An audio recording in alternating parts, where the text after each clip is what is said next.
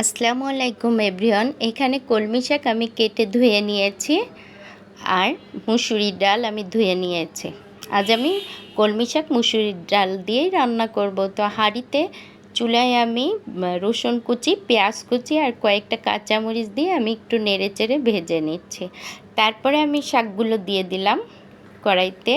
এরপরে আমি কিছুটা লবণ দিব আর দিয়ে দিচ্ছি আমি খুবই সামান্য পরিমাণে একটু হলুদ গুঁড়া দিয়ে আমি আবার একটু নেড়েচেড়ে নিচ্ছি। আর এখানে কোনো পানি দিব না, এমনি শাক থেকে পানি বের হয়ে আসবে। এখন আমি ঢাকনা দিয়ে ঢেকে দিচ্ছি। সবাই ছোটোবেলা থেকে আসলে রান্না পারে না। নতুন নতুন রাঁধুনিরা যখন রান্না করে কখনো লবণ বেশি বা কম হয়ে যায়। আর এই রাঁধুনিরা যখন মা শাশুড়িদের কাছ থেকে রান্না শিখে তখন এক পর্যায়ে রাঁধুনি কিন্তু রান্নায় পটু হয়ে যায়, আর তখনই নিজের মন থেকে রান্নার আর্ট চলে আসে। আমার ক্ষেত্রেও তাই, আর আমি মনে করি প্রতিটা মেয়ের ক্ষেত্রে তাই। আমি এখন এর মধ্যে দিয়ে দিচ্ছি কিছুটা চিলি ফ্লেক্স।